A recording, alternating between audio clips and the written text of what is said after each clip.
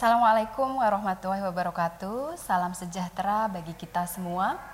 Pemirsa SJTV dalam program acara Unpam Mengajar. Apa kabar kalian semua hari ini? Semoga kalian semua selalu diberikan kesehatan serta selalu diberikan rizki yang tidak terhingga oleh Yang Maha Kuasa. Amin. Selamat berjumpa kembali dalam Ujar Unpam Mengajar. Sobat Ujar, saya Mungfiroh Yanuarti dari Program Studi Manajemen S1 akan menemani Anda sekalian dalam mempelajari teori ekonomi makro pada materi keseimbangan perekonomian tertutup 2. Materi ini akan disajikan dalam beberapa video ke depan. Jadi jangan sampai terlewatkan dan jangan beranjak dari tempat duduk kalian.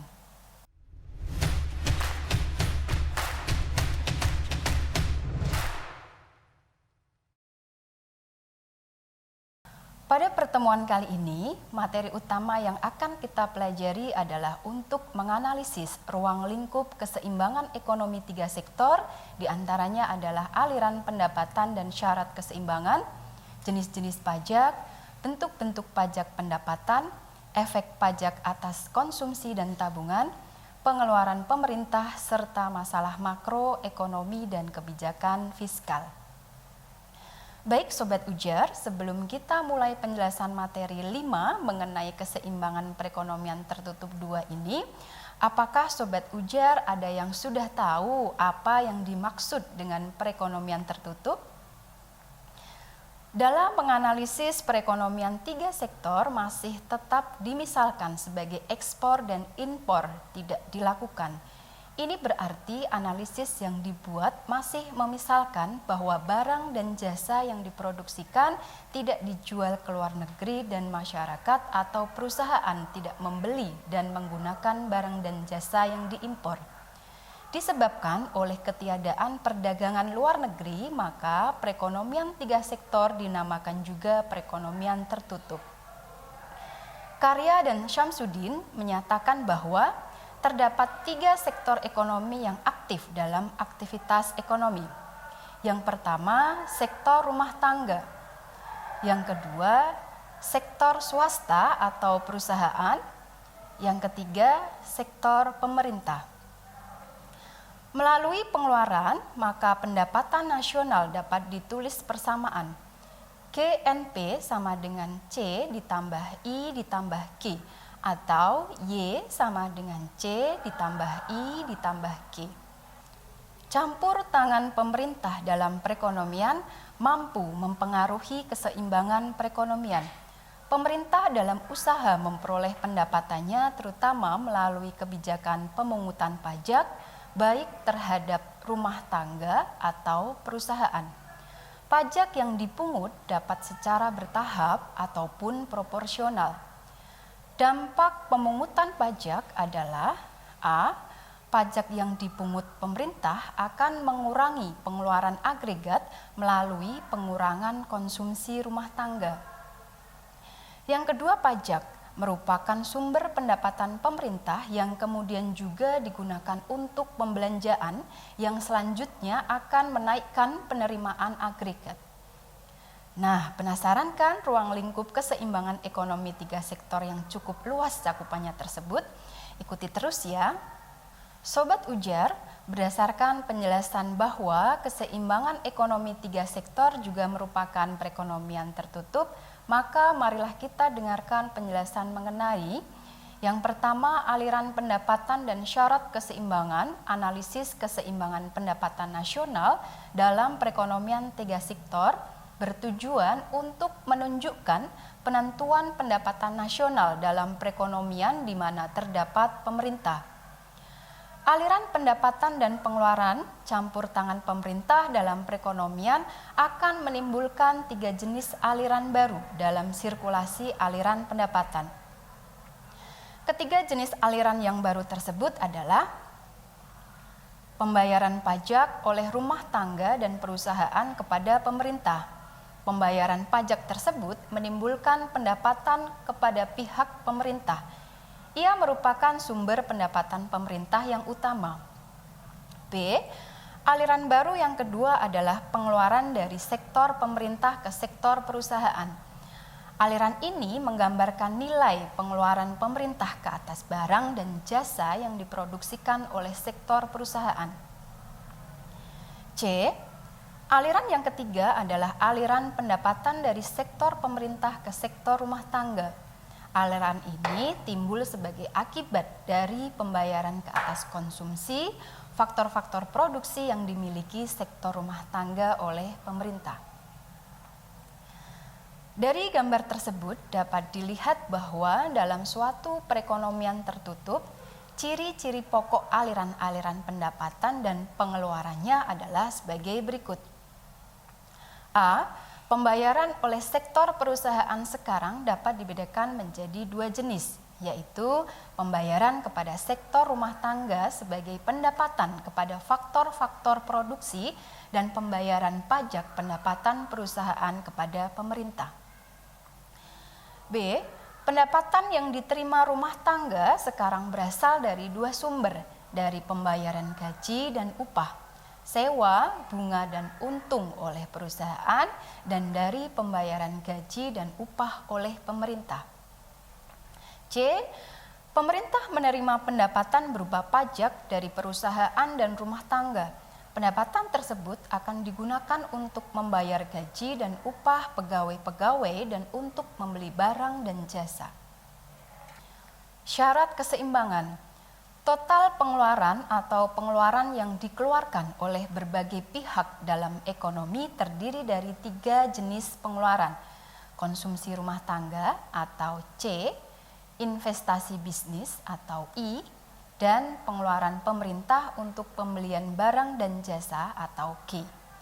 Dengan demikian, kondisi yang menciptakan keseimbangan dalam ekonomi tiga sektor adalah penawaran agregat sama dengan pengeluaran agregat. Jadi Y sama dengan AE. Sebagai kesimpulan, dapatlah dirumuskan bahwa dalam perekonomian tiga sektor yang mencapai keseimbangan akan berlaku keadaan berikut. Y sama dengan C ditambah I ditambah G dan I ditambah G sama dengan S ditambah T. Jenis-jenis pajak. Dalam setiap kegiatan perekonomian, pemerintah melakukan berbagai jenis pembelanjaan untuk membiayai pengeluaran-pengeluaran dalam administrasi pemerintah, pembangunan, berbagai infrastruktur, dan lain-lain. Karenanya, pemerintah memerlukan dana untuk kepentingan tersebut. Dana tersebut diperoleh dari pungutan pajak dari masyarakat dan rumah tangga. Berikut ini struktur pajak yang dijadikan sumber dana pembiayaan pengeluaran pemerintah. Pajak langsung dan tak langsung. Yang dimaksud pajak langsung yaitu pungutan pemerintah yang langsung diperoleh dari wajib pajak yang membayar pajak, yaitu penerimaan pajak yang diperoleh dari wajib pajak individu dan perusahaan yang menjalankan kegiatan usahanya dan memperoleh keuntungan. Sedangkan yang dimaksud pajak tak langsung yaitu pajak di mana beban pajaknya dapat dipindahkan kepada pihak lain seperti pajak impor. Perusahaan yang mengimpor barang, maka beban pajak impornya merupakan beban bagi perusahaan. Akan tetapi pada saat penjualan barang tersebut, biaya pajak akan dibebankan kepada para konsumen melalui penentu harga jual barang. Bentuk-bentuk pajak pendapatan. 1. Pajak regresif. Pajak regresif adalah sistem pajak yang persentasi pungutan pajaknya menurun apabila pendapatan yang dikenakan pajak menjadi bertambah tinggi.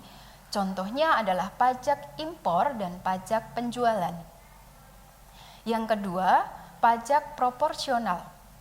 Pajak proporsional adalah persentasi pungutan pajak yang tetap besarnya pada berbagai tingkat pendapatan, yaitu dari pendapatan yang sangat rendah kepada yang sangat tinggi. Contohnya adalah pajak bumi dan bangunan. Yang ketiga, pajak progresif. Pajak progresif adalah sistem pajak yang persentasinya bertambah apabila pendapatan semakin meningkat.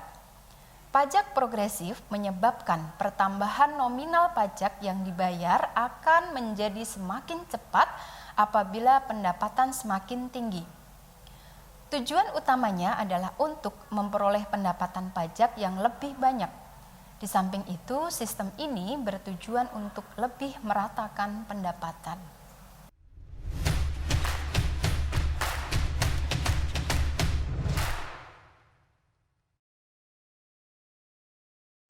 Efek pajak ke atas konsumsi dan tabungan.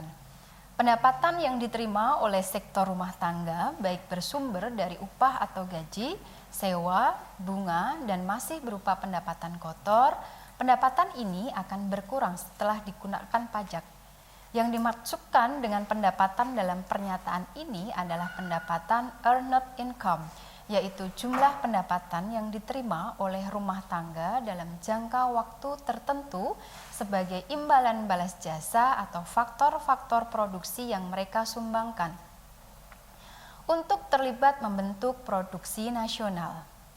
Dalam perekonomian tertutup yang menggunakan kebijaksanaan perpajakan dengan sistem pajak sederhana, yaitu sistem yang memberlakukan penempatan pajak tidak ditentukan oleh salah satu atau beberapa variabel yang dianalisis. Dengan diberlakukannya kebijaksanaan fiskal, sudah tentu pendapatan masyarakat atau rumah tangga akan berkurang.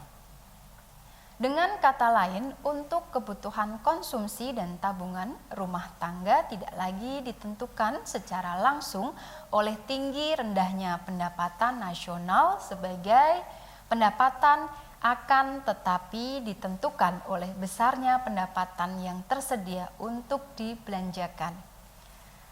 Pendapatan yang tersedia untuk dibelanjakan adalah hasil pengurangan pendapatan nasional dari rumah tangga dengan pajak atau disebut dengan disposable income. Hubungan antara pendapatan disposable dan pendapatan nasional dalam perekonomian dinyatakan dengan persamaan berikut ini. YD sama dengan Y dikurangi T, di mana YD adalah pendapatan disposable dan Y pendapatan nasional, sedangkan T pajak.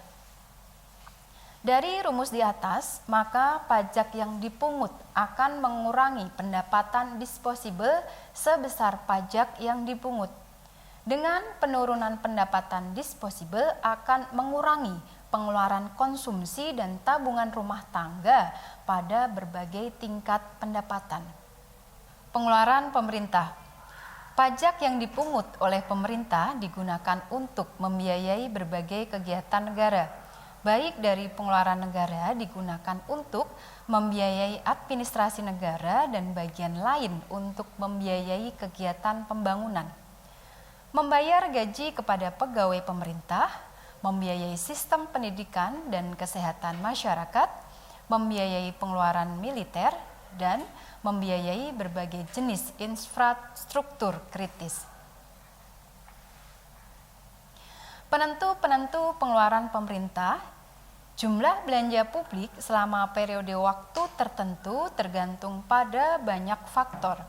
Faktor yang menentukan adalah tarif pajak, tujuan kegiatan ekonomi jangka pendek dan pembangunan ekonomi jangka panjang, serta pertimbangan politik dan keamanan.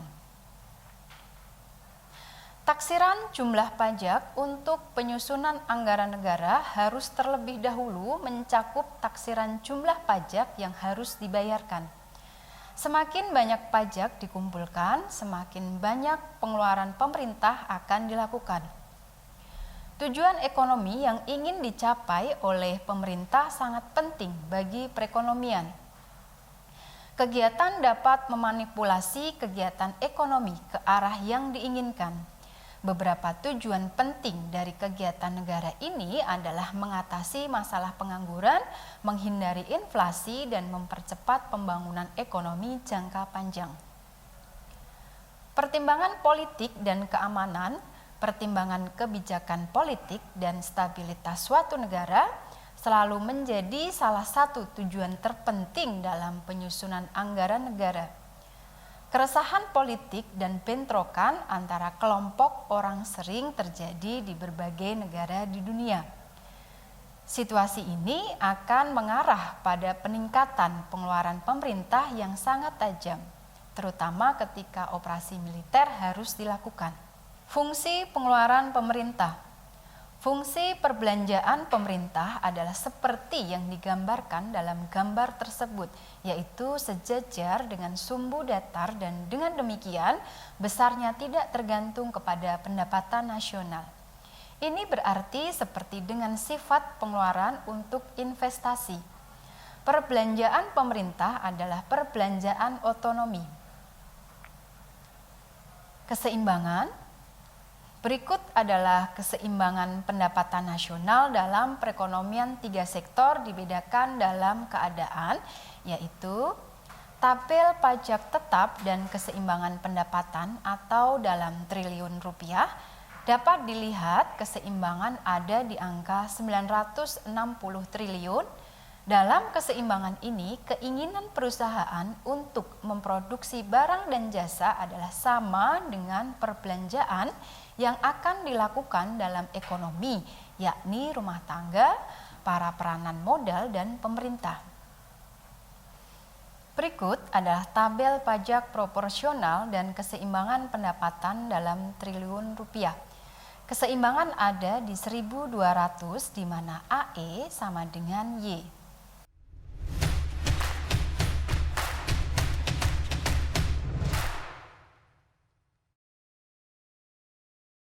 Masalah makroekonomi dan kebijakan fiskal. Langkah pemerintah untuk membuat perubahan-perubahan dalam sistem pajak atau dalam perbelanjaan dengan maksud untuk mengatasi masalah ekonomi yang dihadapi dinamakan fiskal. Dalam usaha untuk menunjukkan konsumsi kebijakan fiskal dalam mengatasi masalah ekonomi yang dihadapi, bagian ini akan menerangkan 2 hal berikut. Yang pertama, menunjukkan bentuk masalah yang mungkin dihadapi dalam perekonomian. Yang kedua, menerangkan bentuk langkah kebijakan fiskal dalam mengatasi masalah ekonomi yang dihadapi. Bentuk kebijakan fiskal diskresioner. Kebijakan fiskal yang terutama akan digunakan pemerintah untuk mengatasi masalah-masalah ekonomi yang sedang dihadapi dinamakan kebijakan fiskal diskresioner atau discretionary fiscal policy.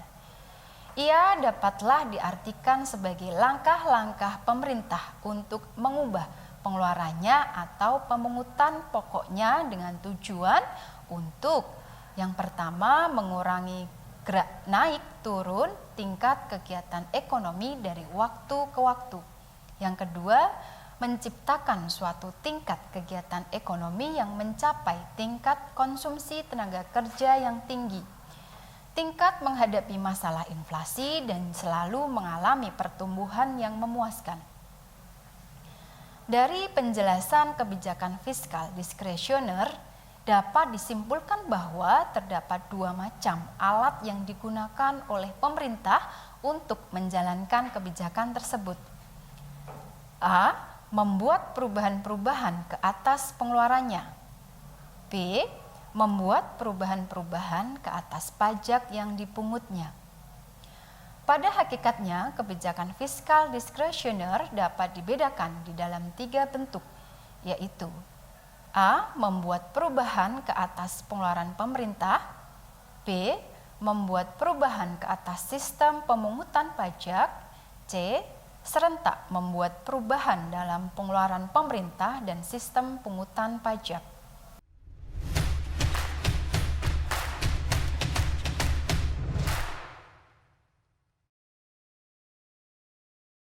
Baik Sobat Ujar, tadi sudah saya paparkan materi terkait keseimbangan perekonomian tertutup. Sekarang supaya pemahaman kalian lebih dalam, saya punya pertanyaan. Coba kalian jelaskan yang dimaksud dengan pajak langsung dan pajak tidak langsung. Bagaimana kedua pajak tersebut mempengaruhi fungsi konsumsi dan fungsi tabungan. Nah, Sobat Ujar, silahkan kalian diskusikan ya agar bisa teringat terus apa yang sudah kita bahas tadi.